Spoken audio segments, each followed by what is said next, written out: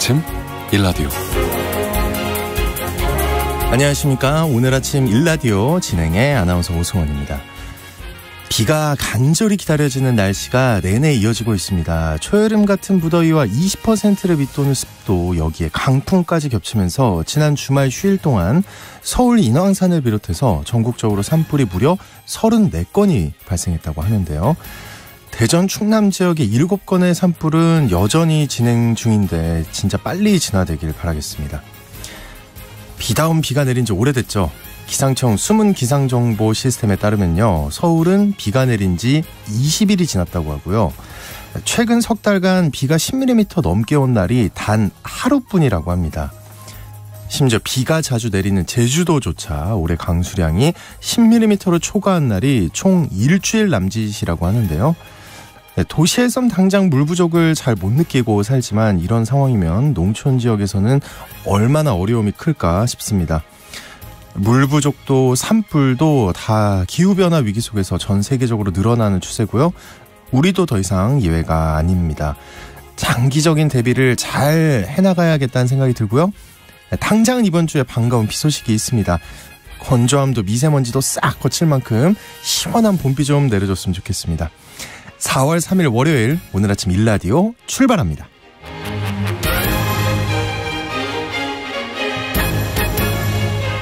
오늘 아침 일라디오, 이 시간은 물론 KBS 일라디오의 모든 프로그램은요, 유튜브 KBS 일라디오 공식 채널이나 모바일 콩 어플리케이션 통해서 실시간으로 함께 하실 수 있습니다. 정치, 경제, 사회, 문화 등 다양한 분야에 걸쳐서 명품 콘텐츠들로 마련되어 있으니까요. KBS 라디오 채널 구독과 좋아요, 댓글 많이 부탁드립니다. 자, 매주 월요일 이번 주 농장업 정보 시간 준비되어 있고요. 건강의료 처방전 시간에는 요즘 또 관심을 갖게 되는 다이어트 약에 대한 궁금증 살펴보겠습니다. 또 하나의 세상 IT 시간에는요, 논란이 되고 있는 인공지능 개발을 멈추자는 이야기의 배경에 대해서 살펴보겠습니다. 청취자 여러분들의 문자 참여 기다리고 있겠고요. 자, 오늘 문자 주제는요, 최근에 다이어트 시작하신 분들이 있을 것 같아요. 여러분이 경험한 효과적인 다이어트법 공유해 주시면 어떨까요? 자, 추첨을 통해서 농촌진흥청에서 제공하는 웰빙 혼합 잡곡 세트를 한 분께, 향긋한 커피를 드실 수 있는 모바일 커피 쿠폰을 두 분께 드리겠습니다. 방송에 참여하실 분들은 단문 50원, 장문 100원이 드는 유료 문자 샵 9730으로 보내주시기 바랍니다. 유익한 정보와 살아있는 이야기가 있습니다. KBS 오늘 아침 일라디오. 한 주간 농가에서 알아둬야 할 주요 농작업 정보를 전하는 시간입니다. 농촌진흥청 대변인실의 정병진 농촌지도관 전화 연결돼 있습니다. 안녕하십니까? 네, 안녕하세요. 네, 오늘 농가에서 관심 가질 만한 새로운 농업기술 소식 알아보겠습니다. 유박을 활용한 연구를 통해서 건강 기능성과 푸드 업사이클링 방법을 알아냈다고 하는데, 유박이 뭔가요? 네, 유박은 네. 참깨나 들깨, 땅콩 기름을 짠 후에 남은 부산물입니다. 아. 예. 그래서 저희가 이제 연구를 했는데요. 연구 결과에 따르면 참깨박에는 항산화, 항염증, 간 기능 개선, 비만 억제 등의 효과가 있다고 알려진 수용성 리그난이 많이 함유되어 있고요. 들깨박에는 치매와 고혈압 예방 효과가 있는 로즈마린산, 루테올린, 아피제닌 등의 항산화 물질이 많이 들어 있었습니다. 예. 근데 이게 그동안은 사료나 비료로 이용되거나 폐기됐다고 들었는데, 이걸로 뭔가를 할 수 있는 건가요? 네, 그래서 저희가 이제 국내 유지작물의 유박 활용성을 높이기 위해서 네. 참깨, 들깨, 땅콩 유박으로 만들 수 있는 단백질바, 그래놀라, 식물성 우유 제조법도 연구했습니다. 참깨박과 들깨박을 곱게 갈아서 단백질 가루와 섞은 뒤 구워내면 단백질바가 되는데요. 네. 이거는 탄수화물과 지방 대비 단백질 비율이 높습니다. 그리고 식감이 좋은 땅콩박을 오트밀, 건과일 등과 섞어서 구워낸 그래놀라는 간단한 아침 식사로도 좋습니다. 그리고 유박을 물에 불려 곱게 갈아 체에 걸러 만드는 식물성 우유는 소화가 잘 되고 지방 함량이 낮아서 유제품을 대체하는 식물성 식품으로도 활용 가능성이 높겠습니다. 오, 네. 좀 기대가 되고 궁금해지네요. 맛이 어떨지. 네. 자, 그리고 전국에서 각종 꽃축제가 열리고 있는데 이번 주에는 우리 모두가 기다리는 정말 반가운 봄비 소식이 있다고요. 네, 전국적으로 가뭄 때문에 걱정들 많으신데요. 네. 내일 늦은 오후 제주를 시작으로 해서 저녁에는 중부지방과 전라권 등으로 비가 확대되어서 수요일, 목요일에는 전국적으로 비가 내린다고 합니다. 네. 이번 비는 폭우가 될 수도 있다고 하니 비 피해 받지 않도록 준비도 필요하겠습니다. 부디 전국적인 봄 가뭄이 해결됐으면 좋겠습니다. 네. 그리고 그 밖의 날들은 대체로 맑을 것으로 예상이 되는데요. 기온은 아침이 4도에서 14도로 평년보다 높겠고 낮 기온은 오늘과 내일은 18도에서 25도로 평년보다 높겠으나 5일 이후에는 평년과 비슷하겠습니다. 하지만 아직까지도 대기가 매우 건조합니다. 산불 등 각종 화재 예방에도 각별히 유의해 주시기 바랍니다. 네, 그렇습니다. 자, 기온도 오르고요. 농사일로 바쁜 시기인데 이번 주 농가에서 실천해야 할 주요 농작업 정보 알아보겠습니다. 벼 재배 농가는 어떤 준비를 해야 하나요? 네, 지난주에는 벽식 오르기와 종자 조속 방법에 대해서 설명드렸는데요. 네. 오늘은 종자 침종 방법과 싹 틔우기 방법에 대해서 알려드리겠습니다. 종자 침종 방법은 균일한 싹 틔우기를 위해서 충분하게 물을 흡수시키는 작업입니다. 물을 20도씨 기준으로 5일간 종자를 담가서 충분하게 물을 흡수시키면 되는데요. 침종 기간은 물의 적산 온도를 기준으로 100도를 감안해서 맞추시면 됩니다. 그래서 물 온도가 15도이실 경우에는 7일간 침종하시면 되겠습니다. 네. 자, 그리고 고구마 재배를 위한 준비도 필요할 것 같습니다. 어떤 게 있을까요? 네, 고구마 재배를 위해서는 씨고구마를 통해서 고구마 묘를 길러야 하는데요. 고구마 재배를 위해 필요한 묘의 양은 시바르 기준으로 4,500 내지 7,100번 정도의 묘가 필요합니다. 씨고구마 1kg에서 묘가 20 내지 30개 정도가 나오기 때문에 시바르에 필요한 고구마의 양은 75 내지 100kg 정도 준비하시면 되겠습니다. 그리고 좋은 싹을 기르기 위해서는 묘상에서 싹에 적합한 생육 환경 조건을 만들어줘야 하는데요. 씨고구마를 묻은 다음 싹이 트기 전까지 묘상은 가급적 고온인 30도씨에서 33도씨를 유지해줘야 좋습니다. 그리고 싹이 튼 이후에는 23 내지 25도씨 정도로 조절해줘야 합니다. 하지만 상토의 온도가 38도씨 이상 올라가게 되면 썩을 위험이 있기 때문에 35도씨를 넘지 않도록 잘 관리해줘야 합니다. 네. 그리고 고추 재배 농가에서도 육묘 등 준비해야 할 일이 있을 것 같아요. 네, 고추 재배 농가에서는 네. 노제 식물 고추를 육묘하고 있을 시기인데요. 육묘 후기 관리와 아주 심기 전후에 해야 할 농작업에 대해서 알려드리겠습니다. 아주 심기 일주일 전부터는 정식 포장의 조건에 적응할 수 있도록 육묘상의 온도를 서서히 낮추고 광선을 많이 받게 해줘야 합니다. 네. 그리고 아주 심기할 포장은 토양 검사를 실시한 다음 석회와 유기물을 아주 심기 2 내지 3주 전에 뿌린 후에 갈아줍니다. 그리고 화약 비료는 일항 만들기 5 내지 7일 전에 뿌려주시면 되겠습니다. 아주 심기할 때는 육묘상에 심어졌던 깊이만큼만 심으시면 되는데요. 특히 역병 예방을 위해 고추 전목묘를 심을 때는 전목 부위가 땅에 묻히게 되면 전목의 효과가 떨어지기 때문에 전목 부위가 땅속에 묻히지 않게 주의해 주셔야 합니다. 남부지방에서 터널 재배를 할 경우에는 멀칭용 비닐을 아주 심기 3, 4일 전에 미리 덮어서 땅의 온도를 높여주면 뿌리가 잘 내릴 수 있어 좋습니다. 네, 알겠습니다. 자, 이번 주 농작업 정보 여기까지 듣겠습니다. 고맙습니다. 네, 감사합니다. 네, 농촌진흥청 대변인실 정병진 농촌지도관이었습니다.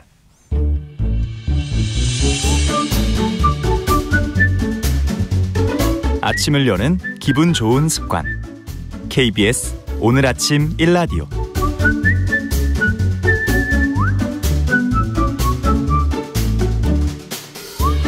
네, 의료 서비스와 질병에 대한 다양한 이슈와 정보 살펴보겠습니다. 약이 되는 건강의료 처방전 시간. 오늘은 봄철이라 다이어트 시작하는 분들이 많은데 다이어트 약에 대한 효과 알아보겠습니다. 박한슬 약사님 나오셨습니다. 안녕하십니까? 네, 안녕하십니까? 네.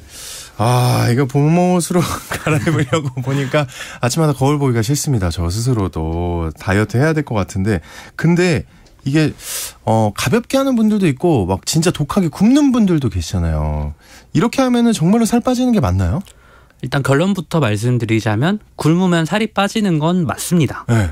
이게 우리 몸에서 이거를 약간 금융 시스템에 좀 비유를 해보자면 우리가 수입을 먹는 거, 그다음에 몸에서 영양분을 쓰는 거를 지출이라고 생각하면은 그 수입보다 지출이 많으면 살이 빠지는 거고 수입보다 지출이 적으면은 그 남는 거를 우리가 지방의 형태로 저장을 하거든요. 네. 그런데 이게 문제가 뭐냐면 우리가 먹는 거를 줄이면 당연히 그 몸 원래 우리 사람들도 원래 예금을 헐어서 쓰지 않습니까? 네. 돈이 부족하면은 그것처럼 그냥 살을 빠질 수밖에 없습니다. 당연한 건데 문제는 그렇게 빠졌으면은 요요 현상이 오게 된다는 거죠. 그렇게 그러니까 급작스럽게 빼면. 네, 그렇게 굶어서 빼면은 요요 현상이 반드시 올 수밖에 없습니다. 무조건이에요? 네. 이거 안 좋은데. 이거 왜 생기는 건가요? 요요 현상은. 그 요요 현상이라는 게요. 왜 생기냐는 거냐면 우리가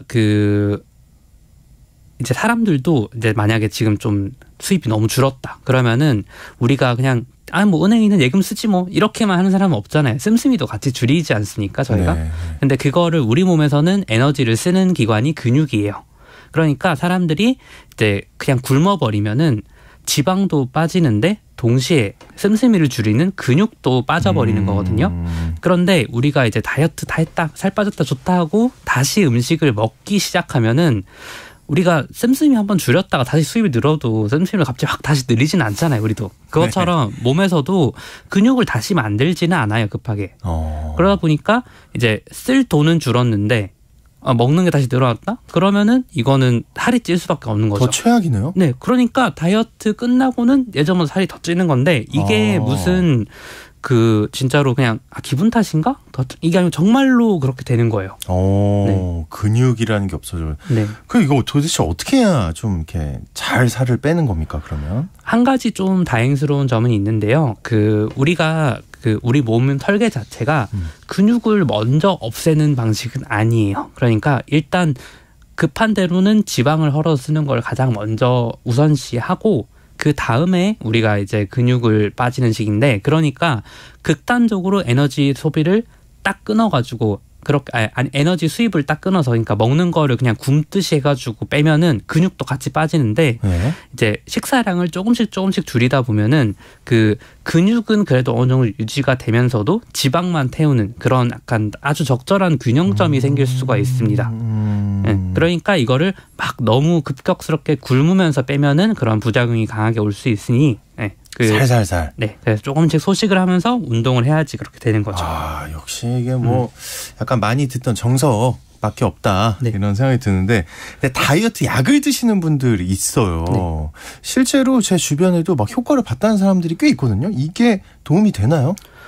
우선 이제 다이어트 약을 사람들이 좀 오해하고 계시는 게 있는데 이걸 먹으면 살이 빠진다. 이건 아니에요. 이게 다이어트 약이라는 거는 우리가 적게 먹으면 사실 배가 고프잖아요. 사람이 이상 당연한 건데 그 배고픔을 얼마나 잘 견딜 수 있게 해주느냐. 그러니까 배고픔만 견디게 해주는 식욕 억제제인 거지 그걸 먹는다고 자동으로 살이 빠지는 그런 건 아니거든요. 그런데 이제 이게 어떻게 그러면 식욕을 억제해 주냐는 걸 좀 아는 게 중요한데요. 우리가 커피나 에너지 드링크 같은 거 되게 유독 많이 마신 날 보면 밤에도 막 두근두근하고 왠지 속도 좀 메스껍고 막 잠도 안 오고 막 그렇잖아요. 그런 게 신경이 흥분돼서 그렇거든요. 카페인 때문에. 근데 식욕 억제제 보통 이제 나비 알약이라고 불리는 이렇게 나비 모양으로 생긴 알약을 많이들 드시는데 펜터민이라는 성분의 약이에요. 그걸 먹으면은 거의 비슷한 효과가 납니다. 그러니까 신경이 굉장히 과하게 흥분이 되고 그러면서 이제 내가 뭔가 음식을 먹고 싶다는 생각도 안 들고 약간 좀 무기력한 느낌도 들고 그렇게 되는 거죠. 근데 이게 문제가 있는데요. 요즘 좀 다른 얘기지만 마약 문제가 굉장히 심각하다는 얘기들을 하잖아요. 그쵸. 그런데 그 마약 중에는 이제 각성제류가 있어요. 그다음에 뭐 대마초 같은 거 오히려 좀 사람을 완화시켜주는 그런 역할인데 그 반대로 아주 각성시키는 효과를 내는 약들이 있는데 거기에 대표적인 게 필로폰이거든요. 네. 근데 이 필로폰이 원래는 일제 시대 때 네, 실제 일본에서 이거를 이제 전쟁에 나가는 군인들을 위해서 그래서 각성제 효과로 만든 거거든요, 정말로. 그래서 그걸 먹으면 이제 밤에도 야간 경계 근무 설 때도 잠이 안 오고, 그 다음에 좀 적게 먹어도 배도 안 고프고, 정말 군인한테는 정말 최고의 약일 수가 있잖아요. 그렇게 개발이 된 건데 실제로 이거를 계속 먹었더니 그때는 모르고 먹었지만 먹었더니 이게 안 먹으면은 굉장히 의존증이 생기더라. 중독이 되는 거죠, 정말로. 그런 걸 발견하면서 이제 이거 안 되겠다 하면서 없어진 건데 사실은 펜타민이 작용하는 방식이 이 필로폰이랑 거의 유사하다고 할 수가 있습니다. 그러니까 이게 물론 당연히 강도는 되게 약하지만 이거를 계속 먹으면은 이제 그런 비슷한 현상이 일어날 수가 있어서 우리나라에서도 그걸 굉장히 강하게 규제를 해요. 한 번에 한 달 이상 처방을 못하게 하고 그다음에 최대 먹어도 3달 정도까지만 먹도록 하고 있는데 이게 약간 좀 음성적으로 그렇게 유통이 되는 경우들이 많아요. 그러니까 다른 사람 이름으로 받는다든지 아니면은 뭐 온라인 카페 같은 데서 이거를 뭐 서로 나눔을 한다든지 네, 그런 식의 일들이 좀 아니면 뭐 친한 언니가 줬더라 약간 이런 식으로 받아먹고 이런 경우도 있는데 네. 이거를 이런 위험성을 사실 처방하는 의사 선생님도 얘기를 좀 해줘야 되고 그다음에 주변에 만약에 권하더라도 말을 해줘야 되는데 이거가 잘 안 이루어지고 있어요. 그래서 그냥 먹다 보니까 이게 안 먹으면 안 될 것 같다 이런 게 약간 마약 중독과 유사한 형태의 그런 증상이 생길 수도 있는데 이걸 본인이 알고 선택한 게 아니잖아요. 그렇죠. 그러니까 정말 좀 탈 빼려다가 괜히 더 심각한 문제를 유발할 수가 있는.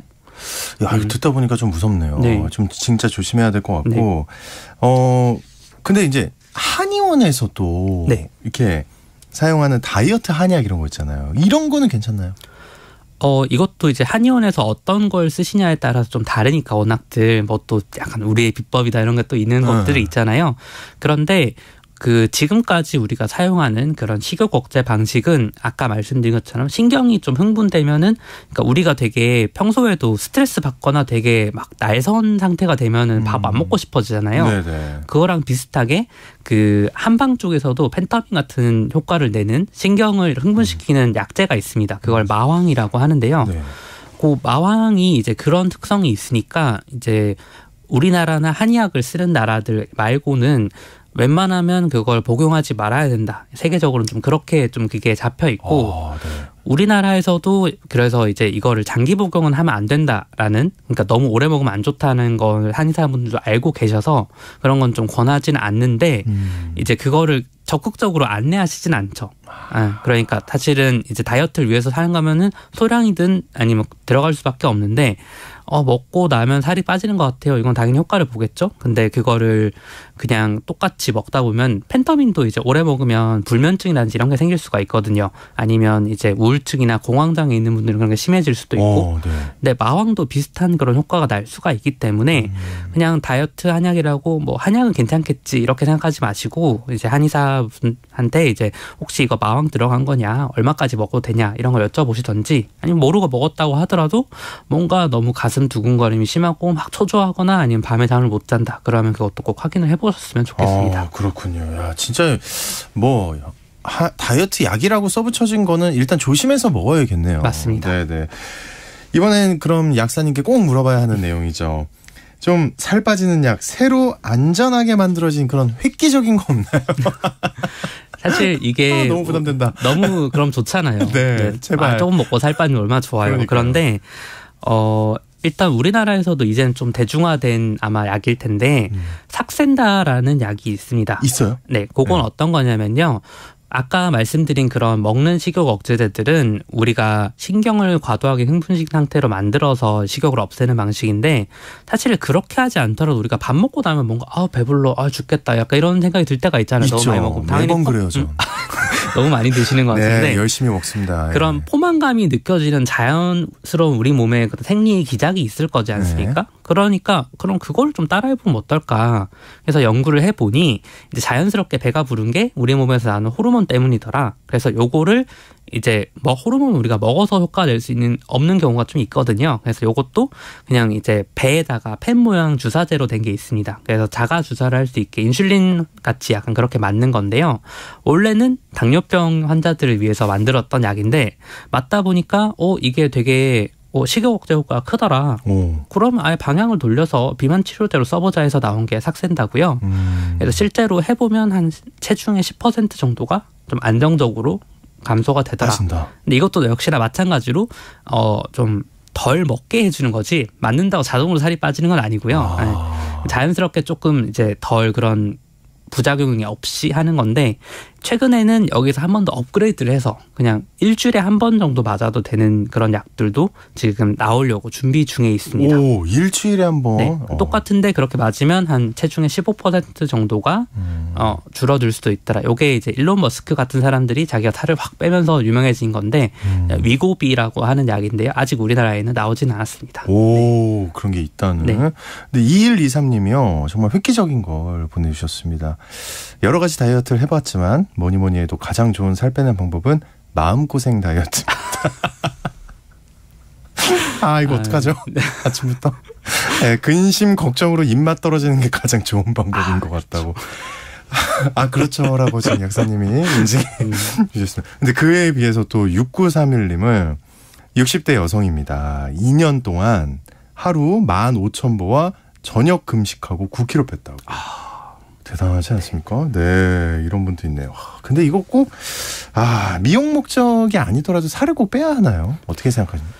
우리가 이제 사회적 차별이 있다고 하잖아요. 질병에 대해서. 그래서 비만 환자들은 뭐 게으르다든지 아니면은 저 사람은 뭐 좀 뚱뚱하게 못생겼다 이런 식의 얘기들 하니까 이게 사회적 낙인이 생기잖아요. 그래서 그것 때문에 이제 비만이라도 몸이 그런 괜찮다. 오히려 그런 반대의 어떤 사회운동도 생기곤 하는데 그거보다는 이제 실제로 이거 하면 당뇨병이라든지 고혈압 같은 만성질환이 생길 가능성이 높아져요. 그러니까 그런 차별은 나쁜 거지만 실제로 건강 목적에서도 별로 좋은 건 아니기 때문에 우리가 평소에 운동을 좀 많이 하고 이제 봄철에 급하게 다이어트를 해야겠다는 그 마음은 알지만 그게 싫으면은 차라리 가을 겨울에 근력 운동을 좀 해두는 게 좋아요. 그러면 에너지 소비가 늘어난 상태이기 때문에 네. 똑같이 만약에 굶어서 빼더라도 조금 타격이 덜하니까 네. 뭐 어차피 가을 겨울까지 다이어트 하라 이건 못하겠지만 그러면 근력 운동을 열심히 하는 게 좋겠다 이런 마무리 드리고 싶습니다. 예, 알겠습니다. 오늘 건강의료 처방전 시간 다이어트 약에 대한 궁금증 살펴봤습니다. 박한슬 약사와 함께했습니다. 고맙습니다. 감사합니다. 네.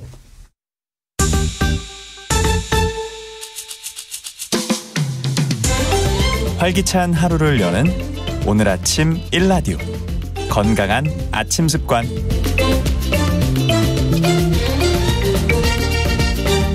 안녕하세요. 오늘 아침 힐링타임. 저는 필라테스 하는 방송인 양정원입니다. 잘못된 자세나 스트레스로 목에 통증이 있는 분들께 특히 좋은 목 좌우 스트레칭. 함께 해보실까요? 가장 기본적인 동작이지만 목, 어깨 근육 뭉침을 풀어주고 유연하게 해주는 동작입니다. 자, 먼저 머리를 오른쪽으로 지그시 기울여주세요. 손이 자유로우신 분은 오른손으로 머리 반대쪽을 감싸고 오른쪽으로 당기듯이 지그시 눌러주세요.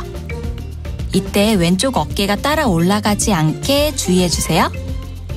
하나, 둘, 셋, 넷, 다섯. 이때 귀가 어깨에 닿는 느낌으로 쭉 늘려주세요. 자, 이제 왼쪽으로도 천천히 머리를 기울여 목을 늘려볼게요. 하나, 둘, 셋, 넷, 다섯. 가능하시면 좌우 5초간 3회씩 반복해주세요. 오늘도 여러분의 건강한 하루를 응원합니다. 저는 양필라 양정원이었습니다.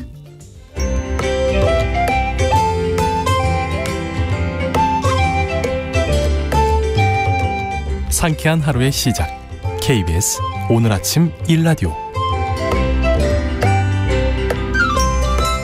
한 주 동안 가장 많은 뉴스가 쏟아지는 세상이죠. 우리가 반드시 알아야 또 하나의 세상 IT 히든 브레인 연구소의 송태민 소장님과 함께하겠습니다. 안녕하십니까? 네, 안녕하세요. 지난번에 챗 GPT에 대한 얘기도 해주셨고, 그 인공지능 전쟁, MS와 구글. 오늘도 인공지능 얘기인데 진짜 어디서나 인공지능 얘기를 하는 것 같아요. 네, 맞습니다. 특히나 IT 분야에서는 요즘 새로운 뭔가 디바이스라든지 이런 게 나오면 좋겠지만은 계속 사실 인공지능 이야기가 매주가 아니라 거의 매일 새로 나오고 있어요. 그렇다 보니까 오늘도 역시 이제 이와 관련된 이야기를 좀 해드리려고 합니다. 그렇군요. 네, 지난달에 얘기했던 챗 GPT가 있었잖아요. 이게 이제 텍스트로 뭔가 물어봤을 때 텍스트로 대답을 해주는 이런 부분이었는데요. 이게 좀 더 업그레이드가 됐어요. 그래서 사진이나 영상으로 물어봐도 대답을 할 수 있는 이런 수준까지 또 올라갔거든요. 그렇게 빨리빨리 업그레이드가 돼요? 네, 지금 몇 달 사이에 그냥 업그레이드가 확 되고 또 올해 또 연말에 한 단계 더 업그레이드가 된다라는 소문이 또 있더라고요. 그래서 와, 진짜 기술력이 정말 속도가 정말 빠르다. 그다음에 앞으로 좀 무섭다라고 생각이 드는데 이 대답도 제가 뭔가 물어봤을 때 이런 것들을 기억했다가 다시 대답을 해주는 이런 기능도 있었어요. 그런 게 기존에는 A4 한 4장, 5장 수준이었다고 하면은 지금은 A4 한 50장 정도를 기억을 합니다. 그래서 내가 어떤 내용을 던졌을 때는 그거를 한마디로 50장 분량을 계속 기억하고 있다가 그거에 맞는 대답을 맞춤형으로 해주는 거죠. 네, 이렇게 이제 확 발전을 했는데 그런데 지난주 인공지능 개발을 멈춰라라고 한 서한이 큰 이슈를 받게 되었습니다. 누가 그랬나요? 누가 멈추라고요? 갑자기? 그러니까 이렇게 돼요? 멈추라고 할 정도면은 뭔가 큰 이슈가 되거나 그 말한 사람이 굉장히 유명한 사람이 될 것 같잖아요. 그렇죠. 최소한 파워피플 정도 돼야죠. 네, 충분히 그런 사람입니다. 그래서 간단히 설명을 드리면은 우선 이 인공지능이라는 거는 지난번에도 말씀드렸지만은 스마트폰이 처음 나왔을 때처럼 엄청난 큰 변화거든요. 근데 이런 상황에서 말한 거는 미래의 삶 연구소라는 회사인데요. 회사 이름은 사실 대부분 처음 들어봤을 거예요. 근데 이 서한에 대해서 내용을 간단히 설명드리면은 인공지능 기술이 인류의 반영에 이롭게 쓰이려면 사회나 경제, 정책, 기술적인 검토 시간이 더 필요하다. 그래서 기업들이 자진해서 기술 개발 속도를 늦추지 않으면은 정부 개입이 불가피하다라는 주장을 한 거고요. 이 말에 지지한 사람들은 바로 애플 공동 창업자로 유명한 스티브 워즈니악. 네, 그다음에 이런 인공지능에서도 굉장히 유명한 딥러닝을 만든 조슈아, 그다음에 테슬라의 일론 머스크, 그다음에 사피엔스 책으로 국내에서도 유명하잖아요. 그래서 네, 유발 하라리 교수도 같이 동참을 했습니다. 네, 근데 죄송합니다. 네, 이분들 같은 경우는 과연 이런 것들을 왜 지지하고 개발을 멈춰라라고 했을지, 그러니까요. 네, 이것도 궁금하죠. 네, 이렇게 좀 생각이 드는데. 그 휴대전화 개발할 때는 멈추라고 안 했잖아요. 네, 맞아요. 근데 왜 인공지능은 중단하자고까지 말을 하는 겁니까? 이게 좀 궁금합니다. 일단 설명을 드리는데 나름 이유도 있는 것 같지만은 이상한 부분도 좀 있어요. 같이 설명을 드릴게요.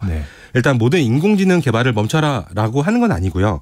현재 챗 GPT에서 사용하는 챗 GPT-4보다 더 강한 인공지능에 대해서는 개발을 최소 6개월 동안 좀 멈췄다가 하자. 그리고 쉬는 동안에 AI 설계에 대한 안전 표준을 설정하자라는 얘기거든요. 그래서 현재까지는 인공지능의 상황을 봐서도 사회에 위험한 방식으로 사용할 수 있을 만큼 충분하게 현재 스마트하게 이제 인공지능이 바뀌었어요. 그렇다 보니까 근데 이를 통해서 사람들이 악용을 하더라도 뭔가 제지하거나 이런 법이나 규칙이 아무것도 없는 상황이죠, 현재. 그래서 인공지능 윤리의 중요성에 대해서 굉장히 좀 앞으로 내세워야 된다. 그래서 개발을 멈추라고 한 타겟이 사실 챗 GPT예요. 그래서 왜 그 회사만 그럴까? 네, 이거는 약간 이상하게 생각이 되기도 합니다. 그러면은 그 회사에서는 뭐라고 반응해요? 챗 GPT 만드는. 일단 챗 GPT 회사에서는 우리는 이미 잘하고 있다. 이미 잘하고 있고 이들이 6개월 동안 멈추라고 했지만은 사실은 우리는 이미 6개월 전에 지금 런칭한 거를 이미 만들었었고 6개월 동안 이런 윤리적인 것들을 먼저 고민하고 정비하는 것 때문에 좀 늦게 나온 것이다. 그래서 그들이 멈추라고 했던 거를 나는 이미 한 거다라는 얘기를 여기 대표께서는 얘기를 한 거고요. 그다음에 또 재미난 것도 있어요. 빨리 자기네들은 이런 것들을 만들어서 오픈을 해야지만 어떤 문제가 있는지 직면해야지 안다. 사실 상상으로는 알 수 없는 거잖아요. 네, 그렇죠. 그렇기 때문에 먼저 공개를 해서 문제가 있더라도 그걸 알고 그거를 빨리 해결할 수 있는 게 좀 더 나은 방향이다라고 이제 이 챗GPT를 만든 샘 알트만 대표가 이렇게 얘기를 했습니다. 그래요. 나름의 또 일리는 있는 것 같은데 근데 네. 좀 아까 그 인공지능 개발을 멈춰라라고 한 사람 중에 네. 그 일론 머스크 그분은 본인이 그 최신 기술 좋아하잖아요. 이거 맞아요, 질투하는 맞아요. 거 아니에요? 자기가 안 만들어서. 저도 약간 그런 것 같은데 네. 약간 처음에는 약간 이해하기 힘들었지만은 현재 인공지능 시장의 상황을 보면은 어느 정도 이해가 될 것 같아요. 조금 전에 이제 설명드렸던 일론 머스크가 사실 오픈 AI 이 챗GPT를 만드는 회사의 초기 투자자였어요. 그런데 2018년도에 이 회사를 인수시키려다가 실패를 했습니다. 네. 그러면서 점점 이제 멀리 떨어지기 시작한 거예요. 배 아파지는 네, 것 배 같은데? 아파지기 시작하죠. 네. 그러다 오픈 AI는 원래는 처음에 비영리라고 했지만은 지금은 MS랑 손을 잡고서 약간 영리 회사로 이제 가는 거잖아요. 그렇다 보니까 점점 이제 현재 최고의 회사라고 IT 회사라고 하는 구글도 이제 앞서가려고 하는 현재 이런 모양새인 거고. 아무튼 이제 일론 머스크를 포함해서 많은 사람들이 이 챗 GPT의 독주를 약간 시샘하는 게 아닌가라는 생각을 약간 들기도 하는 거고요. 네네. 근데 이제 과연 처음에 얘기했던 일론 머스크가 AI가 불러올 이 윤리적이고 사회적인 위험 때문에 AI 개발을 멈춰라라고 했을까? 그러니까 그건 이제 아니라고 생각을 하는 거죠. 한마디로 오픈 AI와 결별을 하면서 자신의 사업적 이해에 이제 위협이 되기 때문에 그렇다라고 생각하는 거고요. 네네. 일론 머스크가 전기차 테슬라 이후에는 이제 로봇을 요즘 만들고 있잖아요. 그래서 로봇 이야기도 나중에 제가 해드릴 건데 이 로봇 비즈니스에는 반드시 AI가 또 이제 필요합니다. 그런데 챗 GPT가 약간 방해가 되는 네, 이런 모양새라고 볼 수 있을 것 같아요. 그렇구나. 왜 이렇게 근데 네. 그 이유가 물론 가장 클 것 같긴 한데 네. 어떻게 보면 챗 GPT가 정말 대단하구나 하는 생각이 듭니다. 요즘 일반 회사에서도 활용 엄청나게 하죠. 네, 어떻습니까? 맞습니다. 네. 일단은 저도 회사에서 기획서를 만들 때 요즘 쓰고 있어요. 오. 네. 그다음에 지난 시간에 MS에서 파워포인트가 자동으로 AI로 만들어준다고 그랬잖아요. 그 기능은 아직 모든 사람들한테 열려있지는 않은데 비슷한 파워포인트랑 비슷한 이런 프로그램들이 꽤 있어요. 근데 그런 데서는 이미 챗 GPT랑 결합해서 자동으로 PPT를 만들어주는 기능들이 속속 나오고 있습니다. 그래서 저 역시도 그다음에 회사에서 보도자료 만들 때도 이걸 쓰고 있는데요. 잠깐만요. 근데 그렇게 하면은 잘 먹혀요? 어때요? 실제로? 기본적으로는 얘를 그대로 갖다 쓰는 게 아니라 조금 변형을 하죠. 왜냐면은 챗 GPT든 이런 AI를 활용했을 때는 기본적으로 보고서 장표가 내용이 와 그럴싸하다. 좀 뭔 내용이야? 라는 게 사실 많아요. 아직은. 네. 근데 그런 부분만 살짝 수정해서 보고를 하면은 잘했네. 오, 그 정도예요? 네. 오. 대부분 속인다라는 얘기가 좀 그렇지만은 네, 보고가 잘 되고 있는 상황입니다. 직장인에게는 아주 유용한 맞아요. 정보가 맞습니다. 그런데 지난주에 이거 가지고서 사고가 하나 있었어요. 네. 한 우리나라 S전자에서 반도체 부문에서 이제 챗 GPT를 사용을 하자라고 허가를 한 거죠. 왜냐면 많은 회사들이 처음에는 회사에 챗 GPT를 쓰면 안 된다라고 했다가 요즘은 이게 쓰는 게 좀 더 일이 효율적으로 잘 돌아가니까 활용하자라고 했어요. 근데 이 부분에서 이슈가 됐던 게 뭐였냐면은 챗 GPT한테 뭔가 질문을 하잖아요. 예를 들어서 공장에서 쓰니까 예를 들어서 뭐 알코올을 4.5%만 넣으세요라고 딱 지시를 내린다는 말이죠. 그러면은 그 데이터가 오픈 AI라는 회사로 넘어가게 돼요. 그러니까 이제 뭐 회사의 기밀이나 이런 것들. 네. 그런 기밀 자료들이 네. 지금 이제 많이 넘어갔다라고 하더라고요. 그러면서 자연스럽게 이제 사고가 되는 거죠. 그러면 앞으로는 또 못 쓰겠다라고 하면서 그럼 앞으로 또 방향성이 보이는 거예요. 현재 챗 GPT 같은 경우는 이제 해당 서버로 데이터가 넘어가기 때문에 그렇지 않는 사내용으로 별도로 또 제작을 하겠구나. 그다음에 그런 회사들은 보통 이제 소스를 넘긴다고 하죠.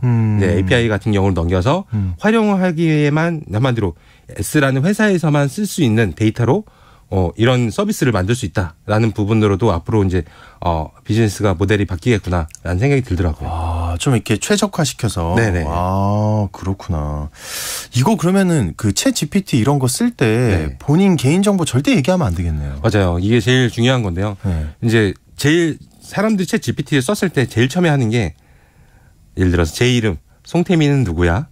자기 이름을 먼저 검색을 하거든요. 네. 예, 약간 본능인 것 같은데 네. 거기까지는 괜찮지만은 어디에 살고 있는 누구는 누구야? 혹은 뭐 제 전화번호를 한번 넣어본다든지 이런 모든 행위들이 개인정보는 안 넣는 게 맞다. 왜냐하면 제가 썼던 게 어느 사람한테 대답으로 갈 수 있거든요. 그렇기 때문에 이 정보를 넣는 것 자체가 굉장히 중요하다라고 생각을 합니다. 조심해야겠네요. 우리나라는 상황이 어떤가요? 우리나라는 그 AI 윤리 이런 거 얘기하니까 좀 뭐 이렇게 미래의 모습이 조금 보이기도 하는 것 같은데, 만약에 이거 안 지킨다고 하면 어떻게 될까요? 뭐 현재까지는 사실 그냥 사람들한테 욕을 먹고 끝나는 정도이겠지만은 왜냐하면 아직까지 법이 없거든요. 이와 관련해서 법이 없다 보니까 아쉽지만은 현재는 뭔가 바라볼 수 있는 게 없고, 하지만은 이제 사례가 많이 쌓이면은 이걸 가지고서 이거는 남용하는 사례, 무슨 오용하는 사례 등등이 생기면 그때부터 이제 법 제화가 좀 되지 않을까라고 좀 생각이 들고요. 네네. 해외에서는 이제 이거 가지고서 아예 이제 다양한 이야기들이 좀 나왔어요. 예를 들어서 한 가지 예를 들면은 아실로마 인공지능 원칙이라는 게 있습니다. 죄송합니다. 아실로마 인공지능 원칙. 이거 같은 경우는 인공지능 연구를 하면서 23가지의 원칙을 좀 지키면은 앞으로 모든 인류에게 도움이 되는 이런 인공지능이 개발이 될 수 있다라는 얘기거든요. 몇 가지 한번 설명을 드릴게요. 한 가지만 뭐 예를 들면은 인공지능에 의해서 만들어진 경제적 번영은 공유되어야 한다. 한마디로 혼자서 독주하는 게 아니라 같이 해야 된다라는 이런 원칙 자체가 언제 생겼냐면은 2017년 1월에 생겼어요. 그렇다 보니까 최근에 나왔던 이거 챗 GPT가 혼자서 독주하면 안 된다. 이런 내용들도 여기에서 이미 있던 이런 부분이다라고 얘기를 할 수 있을 것 같습니다. 안 지켜지고 있긴 하지만 어쨌든 원칙은 있긴 있었다. 네. 알겠습니다. 네, 오늘 또 다른 세상 IT 시간, 인공지능 개발 멈춰, 이 이야기의 배경에 대해서 살펴봤습니다. 오늘 얘기 고맙습니다. 히든브레인 연구소 송태민 소장과 함께했습니다. 아이고, 우리 청취자분들이 사연을 보내주시는데 오늘 다이어트가 주제였거든요. 다이어트가 주제였는데 본인만의 다이어트 7320님, 공복의 유산소 운동이요. 한동안 아침 일찍 출근하기 전에 걷고 계단 오르고 내리기를 했었는데 살이 빠지는 게 확실히 느껴졌다. 본인만의 좀 소장님도 다이어트 게 있습니까? 지금 다이어트를 해야 되는 상황이긴 한데 제가 가장 많이 했던 건 사실 한방 다이어트였어요. 아까 나왔던? 네. 약 먹기? 네, 약 먹기였는데 확실하게 저는 효과가 굉장히 크긴 했었거든요. 당시에는. 보통 이제 한 달에 한 15kg에서 20kg 정도 빠지더라고요. 근데 그걸 멈추는 순간 요요가 바로 와서 한 15kg 뺐으면은 30kg가 찌더라고요. 아까 약사님 얘기할 때 같이 들어오시지. 살아있는 얘가 여기 있었는데. 그랬구나. 근데 그게 진짜로 그 식욕이 딱 억제가 되나요? 그거 먹으면? 예를 들어서 밥 한 공기라고 봤을 때 한 3분의 1 공기만 먹어도 막 배가 터질 것 같아요. 그래요? 네. 급할 때 한번 알아봐야겠습니다. 네. 여기 또 0709님은 칼로리가 낮은 겉보리밥을 2달 동안 먹으면서 하루 1시간 반 걷기 운동을 하니까 5kg 이상 감량이 됐다. 근데 결국 이렇게 해야 되는 것 같아요. 맞아요. 네, 선생님 우리도 해야 되겠습니다. 그리고 0749님, 저는 지난해 10kg 감량에 성공했는데 단백질 위주 식사와 아침, 점심, 저녁 1시간 걷기 그리고 운동 인증샷을 다이어트 파트너와 공유했대요. 또 이런 거 역시 요즘 스타일대로 SNS 공유하고 이런 게 필요한 것 같습니다. 어쨌든 참여해주신 분들 모두 감사드리고요. 당첨자는 홈페이지에 게시해드리도록 하겠습니다. 오늘 아침 일라디오 내일 다시 돌아오겠습니다. 좋은 하루 보내세요.